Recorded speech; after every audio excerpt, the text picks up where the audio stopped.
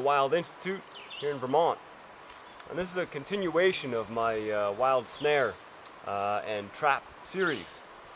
And what you just saw was a deadfall, and there's many different kinds of deadfall, but the one that I'm going to show and discuss here today is the Bait Stick Deadfall. One nice thing about the deadfalls is you don't need any cordage. Okay, rope and cordage in wilderness survival and wilderness living situations is a bit of a luxury. It takes a while to make it and get the materials for it.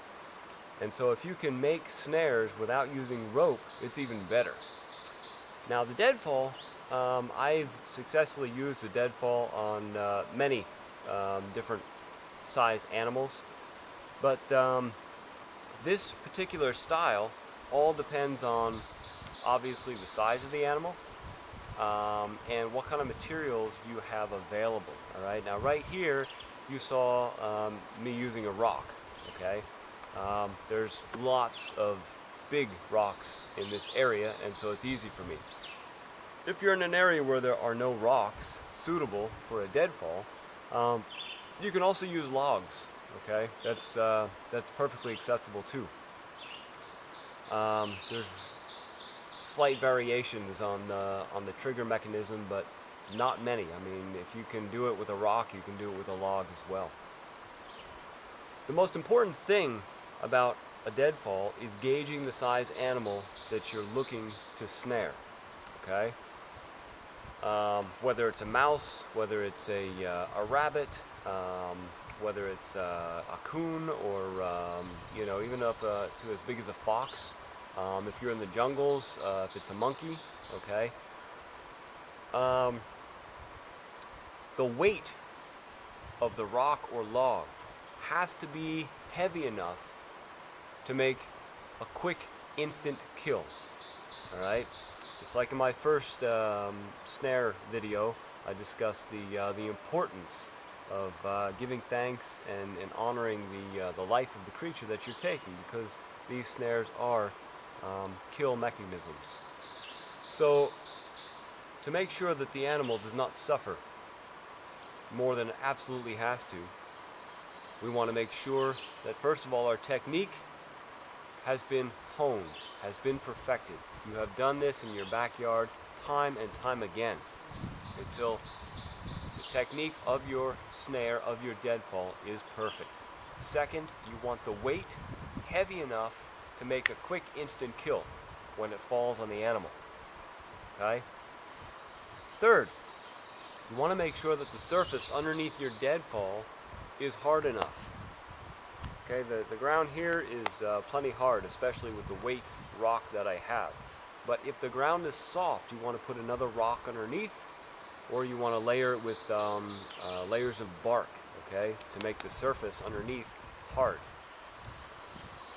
Yes, you can use a rock or a weight that's too heavy, and then you will end up crushing the meat. You'll end up rupturing the intestines, and that will go into the bloodstream and the meat, and you can contaminate it. So again, it takes some practice, it takes some knowing the animal before you actually go off and set these things. Now let's take a look at how we make a bait stick deadfall.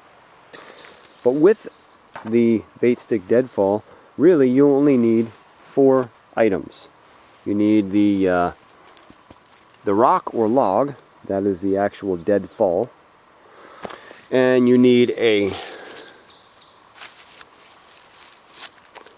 stick that will go vertically, that's your support stick, and then you need your bait stick, which goes from the support stick down underneath the deadfall, and you need your bait. Now what you can do with your bait is make a split in the end of your stick and then shove the bait down inside there. Okay, if you have cordage, yes, you can tie the bait onto the bait stick, or you can sharpen the end of the bait stick into a point and then skewer the bait on the end of it. So either way works just fine. So you've got your vertical support stick.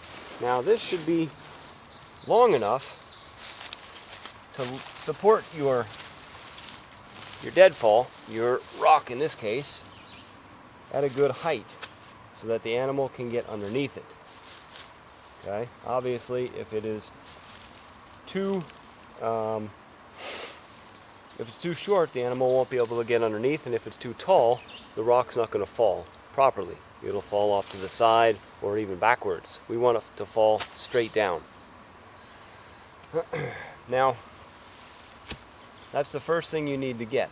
Now, you don't have to make these sticks fancy, okay? I've seen people, they go out there and they carve the stick and they peel it all the way down, but you want these things to look as natural as possible, okay?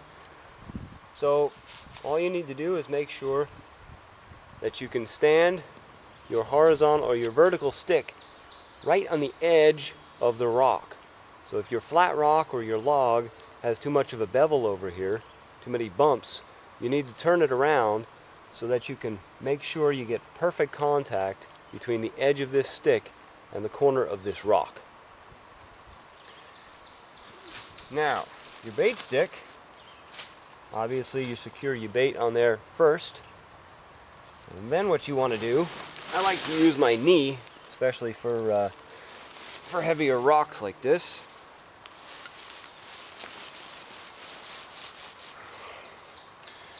What happens is your bait stick is actually going to sit on top of your horizontal stick, okay?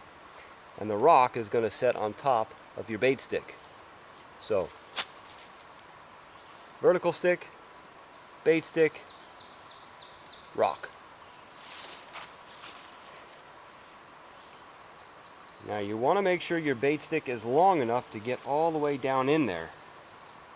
Alright, you want the animal to get deep underneath this rock surface. It takes a little bit of playing around with here to get your balance of the rock, and also to make sure your bait stick is in the right position and your sticks are as far to the edge of the rock as you can get them.